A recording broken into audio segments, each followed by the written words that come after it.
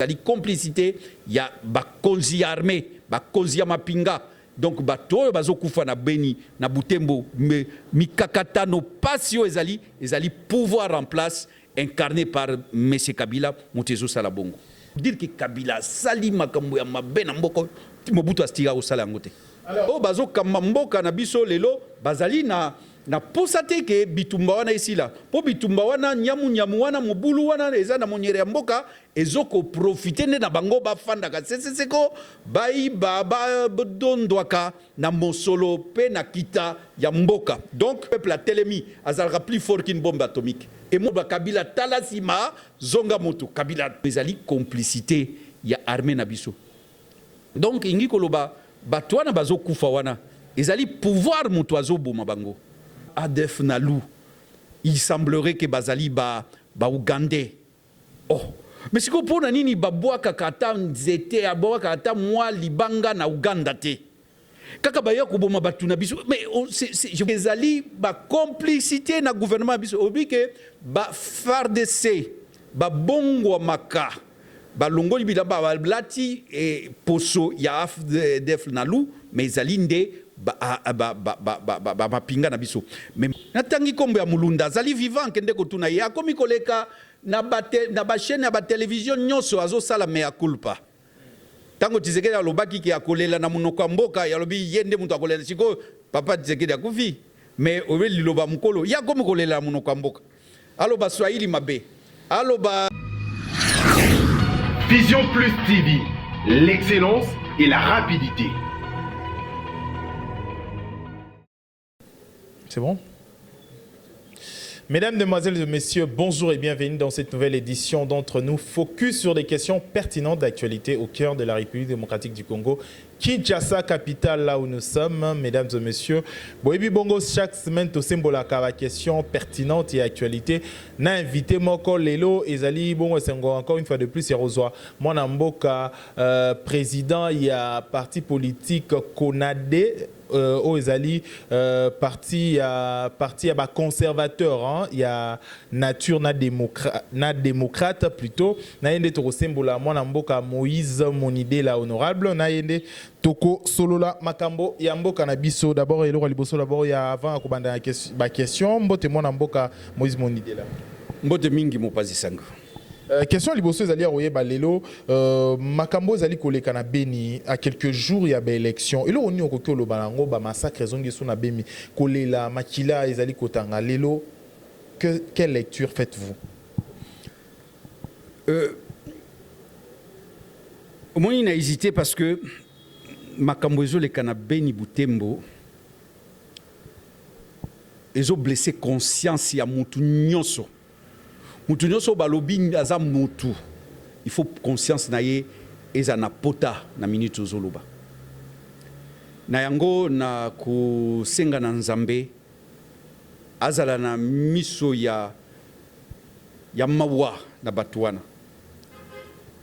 Po batuana bakufi po ete bakendaki koiba o bakende koloka bakendaki koboma me bango nde babomi bango baza na mboka na bango.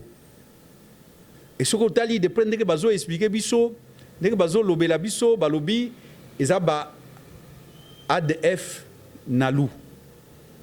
Je moko na kire na taki na télévision na lobi AFDL Nalou. Obi eza AFDL Nalou te. Gobi mais ce qui ezalaki monoko ebeti di bako ya ndenge wana parce que ce que tali de près ezali ba mama ya peperde muto meme libiso makambo wana. Mama ya peperde azanini AFDL non? Donc, ce que tu as donc tu Afdel Nalou, tu as Afdel Nobi, c'est le lapsus révélateur. C'est-à-dire, lorsque bimi, donc ce que tu as de près Makambouana, tu bazo kamba biso, yebi Makambouana, yebi tina ya Makambouana. Tu as Afdel, les lots après, tu as perdu. Attention, bango bongwami, tu as FCC. Le serpent peut changer sa peau, mais il ne change jamais sa nature. C'est toujours le même genre. Ozoka ba généraux, oui biango, ba généraux bazo côté kabi ba bundeli, bibundeli. Na ba nguna. Bato wana soko ADF nalu. Il semblerait que bazali Ougandais. Oh, mais si vous prenez nini babwaka kata nzete abwaka kata moi libanga na Ouganda te. Kaka baya ko boma batu na biso. Mais je vous dis bien que c'est difficile ndekonanga bandekonanga obozolanda, c'est difficile de comprendre ça.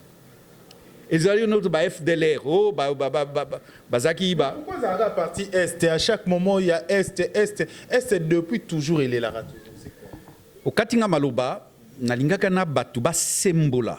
Olobaki bien que yo sembolaka. Nalingaka batu ba sembola, sinon so to lobika non batu ba ko sembola te ba ko comprendre te. Mais ba FDLR. Bango ulie ba bundisa Rwanda, ba boma na Rwanda, bazo boma na Rwanda te, bazo boma nde batu na biso, bande ko na biso, ba mama na biso, bazo violer bazo. Oh, mais dikamongo nazo comprendre te.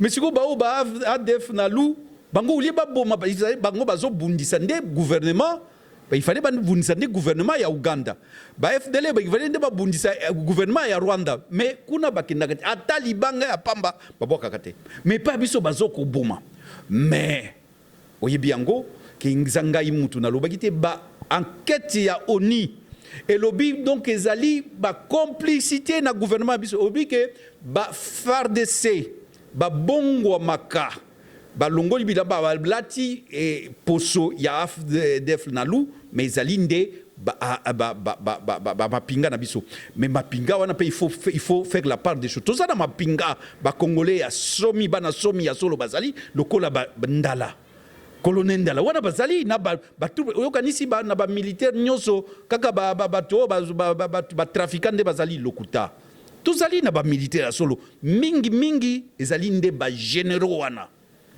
Parce qu'il n'y a pas de mauvaises troupes, il n'y a que de mauvais chefs.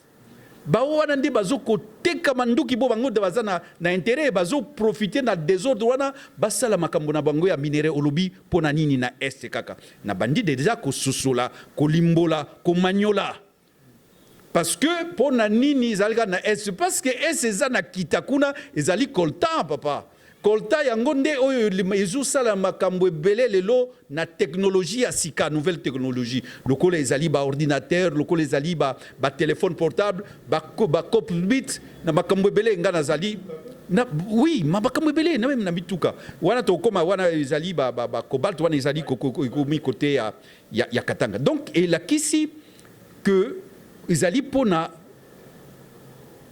mosolo ezali pona kita ya mboka na biso ezali pona commerce bazo sala ba bomaka ba congolais po boba bango badondo kana ba minéré wana parce que o wana na lobi wana ezali ngaité muto na lobi wana ezali enquête o esalemai na ONU na ba journaliste belé ba lobi no ezali complicité ya armée na biso donc ingi koloba bato wana bazo kufa wana ezali pouvoir muto azo boma bango.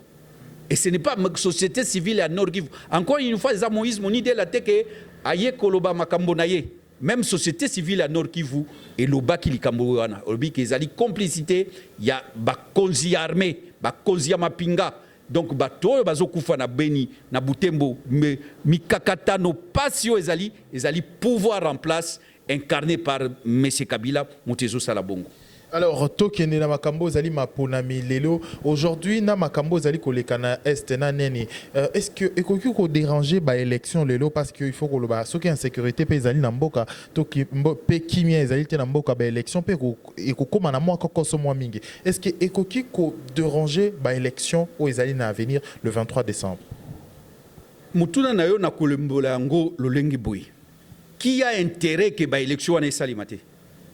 Eza bisote batu opposition biso tozana tolingi tokene la lombango po Kabila alongwa atiki la biso to bongisa mboka parce que ndeko ngai gouvernement o na kozala esengeli ezala gouvernement o etala kalibumu ya peuple ezatiki gouvernement o batala kama bumu yango gouvernement oyo ngana kozala soki eza gouvernement ablolengo wana tinga na kozala te parce que ngalingi tango nazo tambola babenge ministre honorable oh excellence nangi nazala na gouvernement oyo ezali ko rencontrer pas si ya peuple wana naza lokumu mais gouvernement oyo ya bululengi boyi na kuzana ngo na tinate donc biso tozana besoin tokende mbango na lombango na ba élection po ete tozwa ngwende ya bokonzi tobongisa mboka topesa peuple congolais loterike topesa ye mai mwana akende kelasi soki mutu aza maladi azobela bokono moko boye songolo ba soigner na Congo.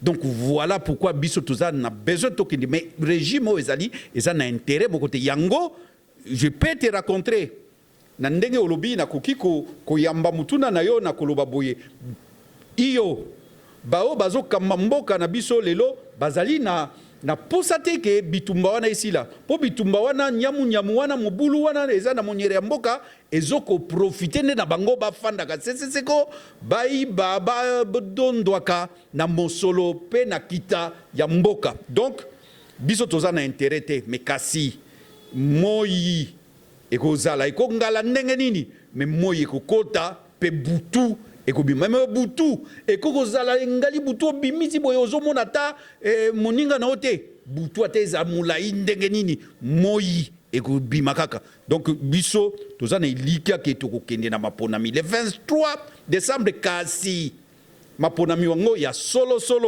maponami yango elongola bato bandeko na biso baza maladi ya maba o balobi baza na ba empreinte te kaka. Donc na Congo oyo 10 millions de personnes bazali na ba empreinte te lokuta tokende na ba élection sans ba doublon wana o bazangi ba empreinte tokokende na maponami sans machine wana à voter machine à tricher wana tokokende na maponami na bandeko nyonso bazali banda bazonga.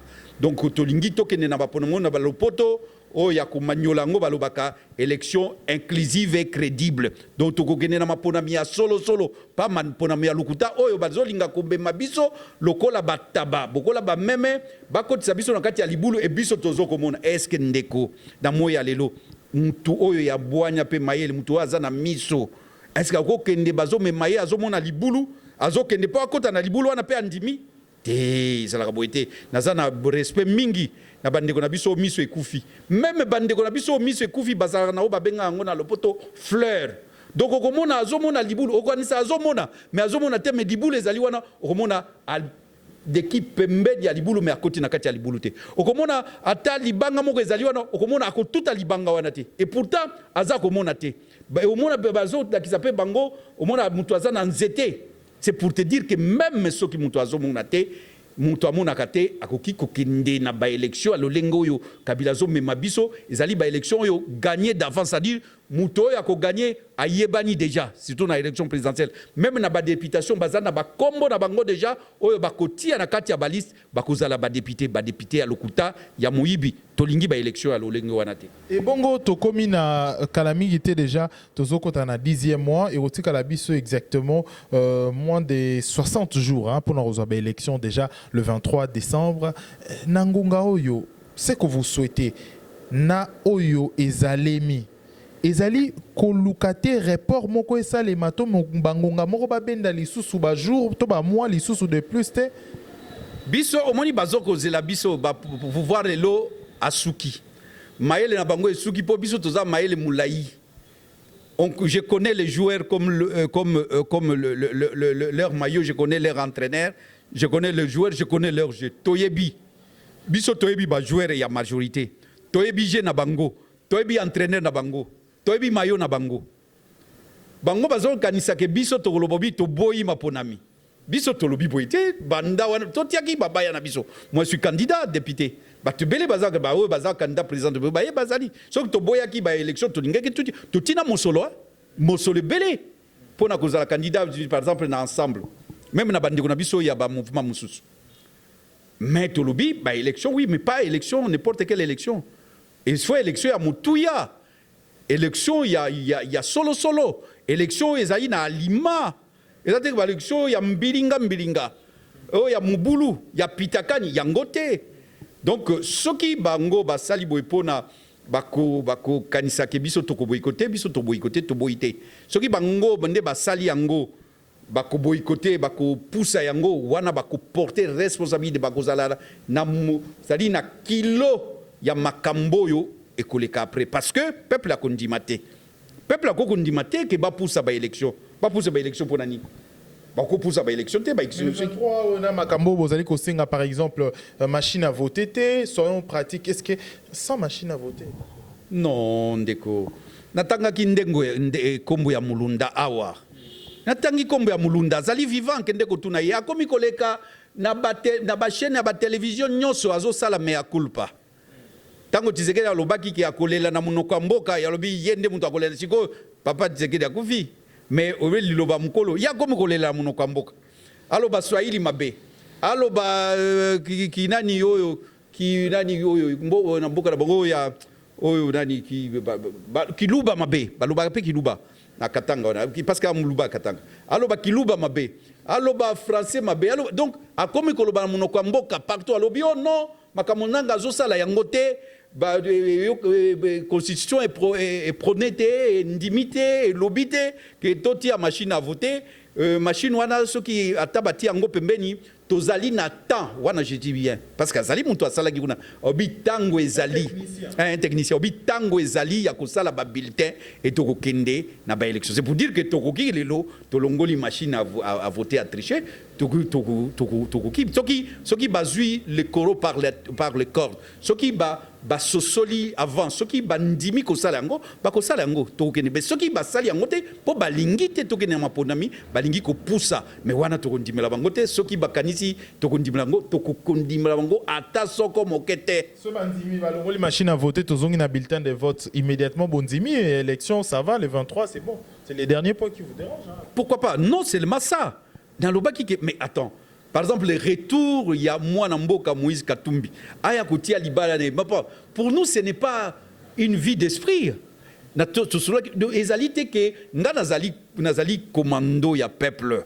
Nazali mutoyo abundaka azalaka na bali soki ezali marche nazalaka nazate que leader organiser ba leader non ba leader ga ba fandaka na ba bureau na bango climatisé na komemisa na komema na bureau na ngai nazape na bureau climatisé mais nazate que genre na bureau oui batu baza komi wapi baza na siko na triomphal baza pembeni ya monimba ya nani ya na tour Eiffel na biso nani yoyo c'est échangeur d'injili non ngaza aboité ngaza kana longoli kazaka na la ticket na kei c'est pas il y a pas très longtemps na outi que je suis témoin oculaire auriculaire depuis to sali na yo est-ce que mutu a pouvoir aye ko contredire nga pour ceux qui ba meki ko contredire na yebisa ki na téléphone nazana batu ona kotanga bango na sila tanga bango CPIP ayebi batu wana na koma yango donc ezali ba biloko na mona tant on oublie que je suis un rescapé ba boma ki batu inazala ki wana c'est pour dire que to organiser de marche pacifique.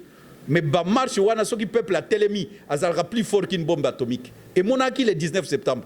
Le pouvoir était dans la rue, le pouvoir tangué. C'est pas pour rien que Kabila a dépêché qui a mis Tango fort ailleurs.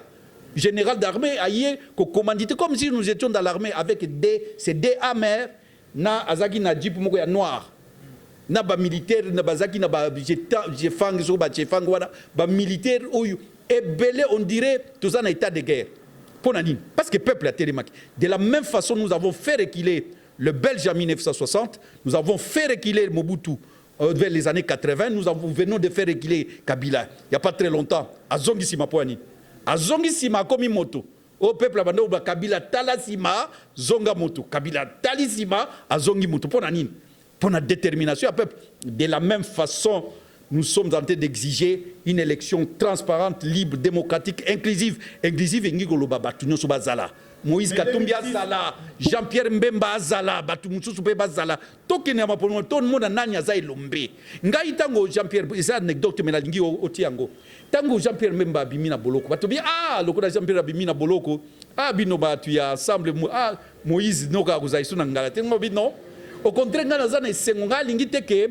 To gagné par le bas pour ceux qui Jean-Pierre même bazakité pour ceux qui tel azaki ceux qui mundani azakité non l'élection moi c'était le en 2006 Jean-Pierre Mbemba comme qui deuxième numéro 200 et pourtant a gagné l'élection mais bon baga ceux qui Tshisekedi azaki alingaza deuxième té ozomona et puis tango Tshisekedi a gagné l'élection bien ceux qui Jean-Pierre Mbemba azaki Tshisekedi donc munga na lingi j'aime bien la démocratie c'est un régime démocratique et ça j'aime comme il y a kitoko. Et ça fête, l'élection c'est une fête. Et il faut qui est qui fait quoi. Le peuple congolais a besoin de n'a esprit à bien, il doit perdre, n'a esprit à bien. Alors donc ngai nalobi batunyo sengeli bazala Jean-Pierre sengeli azala. Bien sûr moi je prône pour la candidature de Moïse Katumbi parce que je sais que ce que Moïse Katumbi azali wana Kabila il fera de Kabila un boucher. Donc je parle de dauphin de Kabila parce que batu fo bayeba que Shadari c'est Kabila. Kabila le moko alobaki Shadari moko alobaki. Je ne vante rien. Kabila c'est Shadari, Shadari c'est Kabila. Donc c'est un faire valoir bati wana kaka. Mais Mukolo Tonga ezalinde Kabila. Donc au lobby que non biso toko kende na ba élection et ma élection il faut batunyo so bazal. Donc makambo ya kolobao il faut to banda déjà ko kanisa ke Moïse akozalate biso toza na état d'esprit wanate ya koloba ke Moïse azate ou bien Jean-Pierre Mbea bakozalate. D'ailleurs Jean-Pierre Mbapatango a se dressa qui na batunaye samedi alobaki que je serai là. C'est-à-dire qu'on doit requalifier les processus. Quand nous parlons de ça, c'est-à-dire bako bongo la makambo. Bako bongisa makombo, bako lamba makambo na ndenge ya malamu buntu nyonso azala tokende na ba élection ya solo ba élection ya lima ba élection ya oyo ezali ya petwa ya peto. Bon, ce qui lelo nakati ya makambo bino opposé ba préalable ba condition na bino ce qui moko ya bino opposition de ezara toujours de tomona na cité ya Union africaine toboyo autant kombo ya moto mais ce qui par exemple moko ya kati opposition lelo alobi akende na maponami na machine à voter na ba condition na kende na ngala maponami pona yebi ke Shadari peut-être représenter ya makasité ya rolonga na ba élection aujourd'hui. Votre réaction, Kokozani? Oui, merci Namutuna, mais au Kolimbisanga, na essayé de supposer na kanisanet que Mutuna na otuni, ezali na ba volé, mususu ezali na ba non-dit. Na lingi ke ba téléspectateur na yo ba ko reprocher au bepo na nini otuniye pour na candidat unique te po ngonga ezangonga. Ah bon. Ça va parce que na lingi te ke to kata mbango lokola mokolo mususu wana to kata kimba na lombango. Mais lokola otuni ndenge wana ke moko na biso akokende na lombangu a dribbler biso a fente biso ke azana biso pa abimi akei na ye na maponami. Mais ndeko toza na kati ya démocratie otuni nganga mutu na bundi vi na ngai nazali elenge na bundi na nyokwami Mobutu akanginga soki 3 4 fois Kabila père Kabila donc na komi lokola na prison ekomi ndako nanga. Pour la démocratie, na koki ko sérénité na kokoloba le contraire à pas principe démocratique té so mutu alingi akende kasi peuple akomona mutu wana peuple akojije mutu wana mais peuple ayebika mutu wana kei pona libumu na ye c'est un ventriote et non patriote peuple akoyebaka ke mutu wana za mutu alokoso akepona kolia mais mutu alokoso yebi ko bima lolemo ko bima le lemme kobimo bikomo tanga soi pona lokoso ba ibele bakena lokoso bakanisi bakekolia bale biloko ya mbwa bali biloko ya mabe biloko za donc soki mutu wana kokende akende odingi na lo banini akende te mais boko yibike akei pas pour les élections libres transparentes et démocratiques oyibike akei oui akei ko pesa ndeko Kabila ba beki akei ko sunga ndeko Kabila akei ko blanchir ba élection wana akei ko crédibiliser ba élection wana donc akei akende na ye peuple akosokipe na ye olingi na lobani dalo ba ke akende te nazali na makasi nini même nzambe azali likolo akela biso mais ba mso ba obi Dieu n'existe pas. Mais Atikio, oh Dieu, non, moi, il y a ton Dieu là. Si je suis riche, c'est makasi nangai. Ah, boni bazana riba makasi batika bokoza riche. Donc bien sûr makasi na yo, mais makasi anzambe.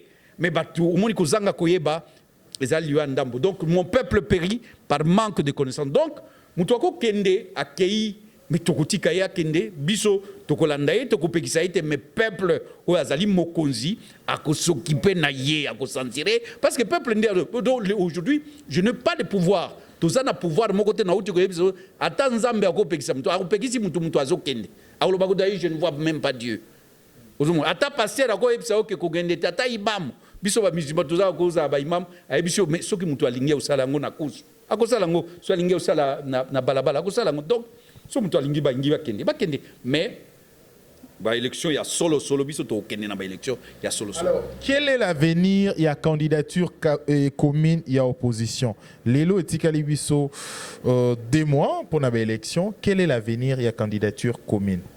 mutu na yo na banda kozela yango parce que bato balandaka nani na yo nayoki ke bato balandaka makambo no mingi nayebi te mpo na nini po tosalaki nani awa bato babenginga vraiment na ba 4 coins du monde nayebi te mpo na nini yango epesi nga nikisa ba alors il faut rester fidèle na ba téléspectateur wana parce que ozosala mosala nini malamu na domaine nyonso soki osali motibe sérieux na mosala na yo kombo ekoya lelo lokola baleiser bato bazotanga eleiser c'est parce que azosala mosala na ye malamu napesi kaka ningisa wana parce que jour nazalaki na boloko wana oyo ntango bazolinga natikalaki bato nalobaki jour wana nalengi koloba teke bato bamonelanga mawoneme oyebi ke etikalaki ka moke balongolanga bilamba nyonso ndeko iser azalaki ayaki komona na babilili na ye soki natiaki mpo ntango nazokende marche wana natiaki zambala natiaki pantalon eloko mosusu mais bakati nyo ya liboso bakati mibali balingai batikanga bolumbu est-ce que batu pour la démocratie soki mutu ad marcher est-ce que esengeli o infliger likambo ya ndika no moni ke baza batu baza motema likundu donc si soki natanga ki Eliezer c'est pour que na mona ki naza na ba image o na mona ke ndenge asala ka musala ba image wi za mutu nanga donc nangina lobaka boyi candidat unique ezali démocratie na uti koloba nga naza démocrate na vraiment ce que to landi ba principe démocratique dans une démocratie partidaire démocratie ezali ya mangomba ya ba parti élection une démocratie représentative c'est-à-dire démocratie oyo ezali batu bazali na muto oyo akoki kolobela ye do babengango démocratie représentative. Une femme peut représenter un homme peut représenter une femme. Tandis que démocratie de type miroir, albinos, albinos, biso photos zalaka représenter albinos. Et nani pygmée akolingaka za la représenter na pygmée. Nangi kolobanini. La démocratie à l'olengiwana dans un pays une mosaïque de peuples de tribus. Tout ça est belé, tribu est belé. Et quand vous allez que mutuka candidat zalaka moko. Ezali malamute c'est difficile et puis ezali sokotali mais toko za na candidat commun net en 2006 Jean-Pierre Bemba Ponanga était un candidat de consensus même si bato bazalaki bazaki mususu et azaki pe candidat commun Tshisekedi wa Mulumba malgré que bato mususu bazalaki azaki candidat commun et il a gagné la preuve est que Tshisekedi a gagné même si bato mususu bazalaki nalobi kozala na candidat commun et ça malé mabete. Mais limitu na nalingi ba téléspectateur bazola nangai bala nangana bokebi nyonso est-ce qu'elle na moya lelo tina nini ya kokende na maponami oto yebi très bien que maponami wana ezali bazo bongisa yango pona muibi pona koiba ba voix ya peuple mais est-ce que tokoki kokende na maponami ya lolenge wana est-ce que tokoki kopona candidat commun à topozoji poni candidat commun OK iyo tous un candidat commun. Si vous avez un candidat commun dans l'élection, vous avez déjà nani à Koglonga. Est-ce que vous avez natina? Yango biso tolobi avant toloba candidat commun, candidat unique. Bango moko ba candidat. Ba salio ba bengi yango ba préalable. Wana ngai te Moïse Monidela. Ngai mutupamba. Ngai mutupamba nazalaki awa. Mais bango bakutangi na mboka Bruxelles. Ba salio ba bengi yango ba préalable. Nakati ba préalable wana par exemple lobby élection crédible et inclusif elingi koloba soto zozoli yango Jean-Pierre Mbemba il faut zonga Moïse il faut zonga atia libaya na ye ba lobby sans machine à voter à voler sans des doublons donc on dit que avant toute chose il faut pas totia la charie avant le bœuf totina no pusu liboso ya même ya mundene oyo to benga ngodi vache hein o le bœuf ou vache ou ngombe bokamati bobino bolingi ke ngombe amema charrette amema pousse mais yo kamati pousu otili bosso ya ngombe mais ezo kanate yango ba midel obi faut pas mettre la charrue avant le bœuf les lots il faut to bongisana no makambo nzela ya maponami mais nzela wana ezali na basete belé ezali na mabanga ezali na bamzube ezali na bambeli ekozokisa batu toko kende kuna to makolo to landi nzela wana makole okatana toko kufa na na maladie na nzela wana po tétanos ekokota biso na bapota wana elesengeli tout d'abord tolongola banzube tolongola bambeli tolongola banani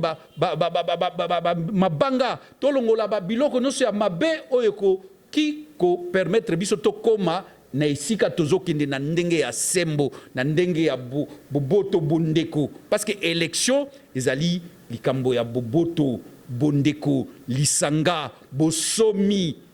C'est ça élection. Élection ezali te tokende kuna topanzana. Tolingi tokende ba élection parce que tokei élection ya lolenge wana tokopanzana mboka kubima mubulu parce que bato bakondima yango te oyebi yango bato nyonso bayebi yango. Yubna lubina yo parce que yo muto nanga mituna. Mais nazo tala mingi ba téléspectateur bazolanda biso.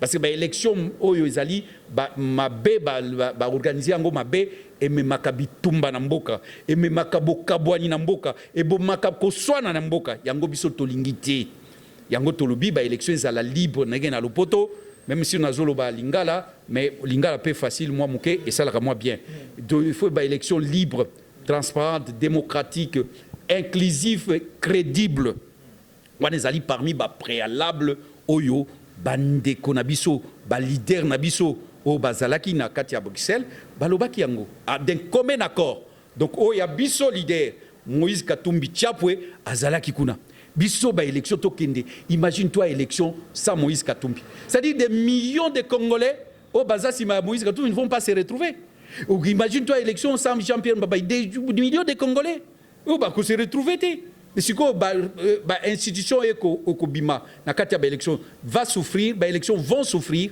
des crises de légitimité. Et alors que Mobeko Likonzi et Magnoli Boy, les crises récurrentes que notre pays, comme soubassement, la crise de légitimité et l'exclusion.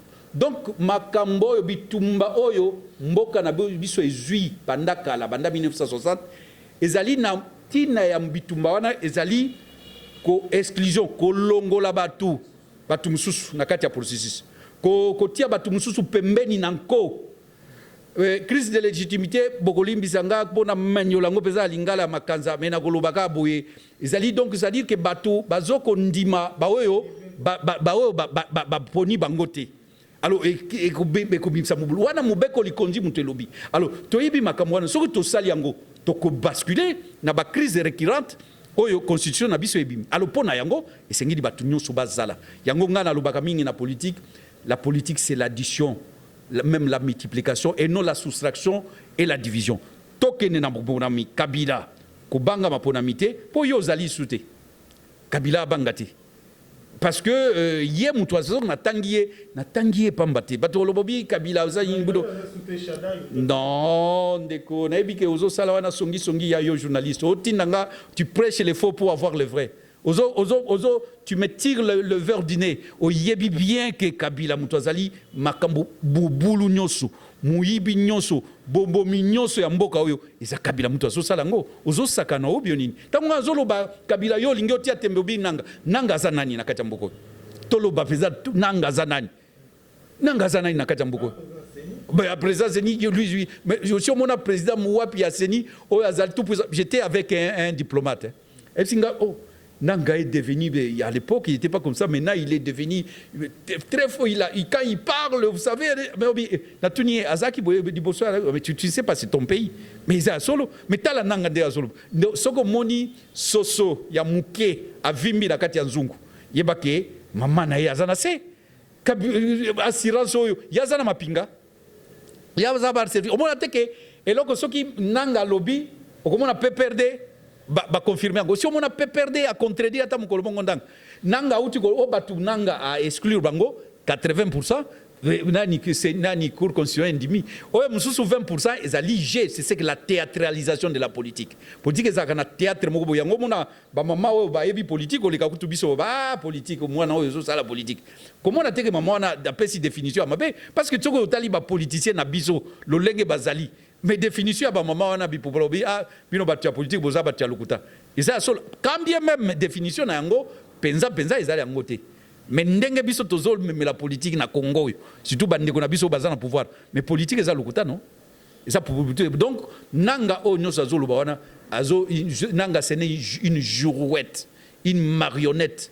Nanga est même tokoloba azali mercenaire à la cause de Kabila.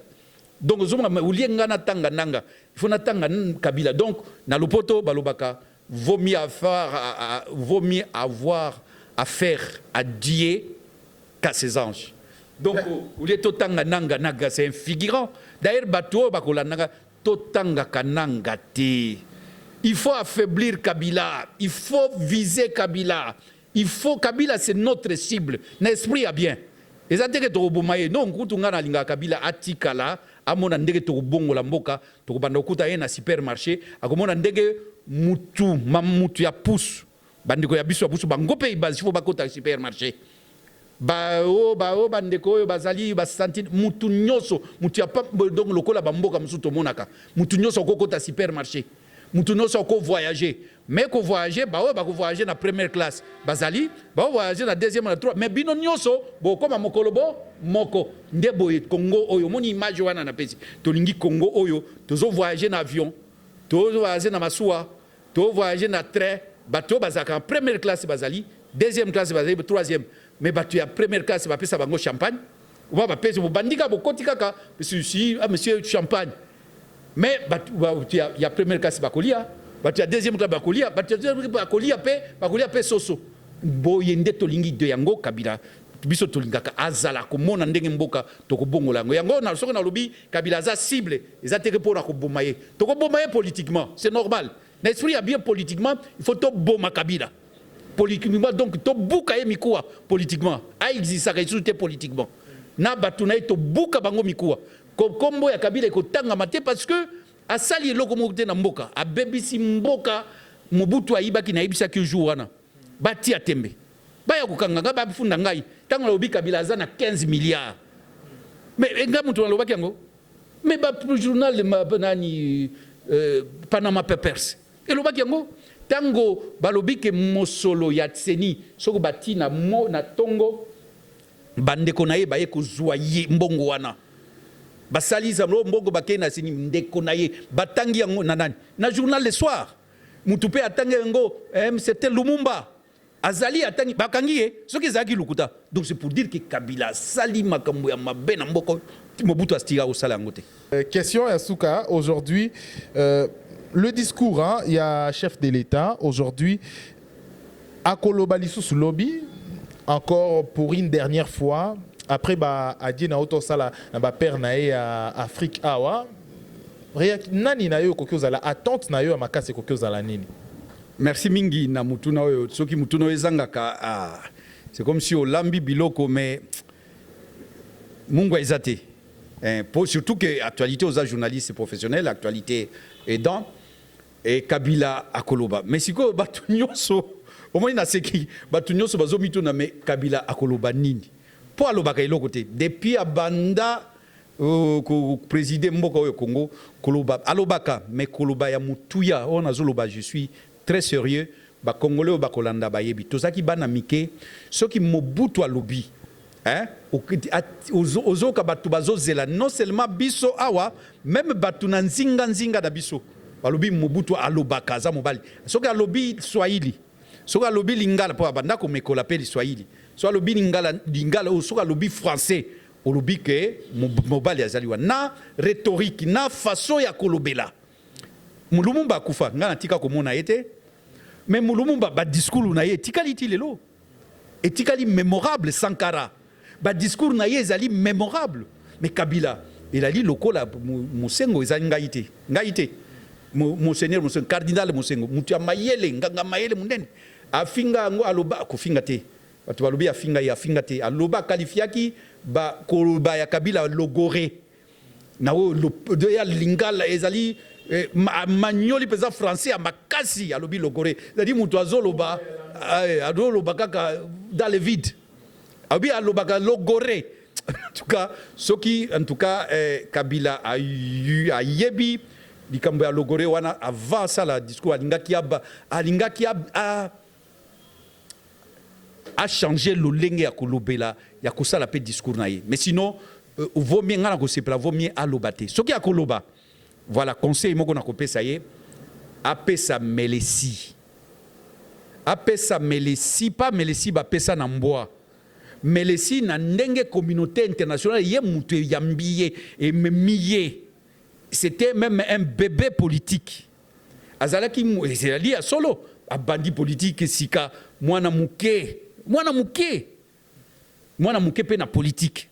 Mais batu ba miye ezali ka communauté internationale wana ndi ba imposaki biso. To monaki ba Louis Michel aussi on a opposé question à un chef de l'État, un ministre azoloba non cette question pas cette question moi je réponds à cette question. Na mona yango na yoka yango na zaki na mboka Bruxelles Miami so lingai kitanga. Donc comme dit Kabila kuna parce que makambo alobaka atunaka toujours autour du pot. Alobaka les mêmes choses.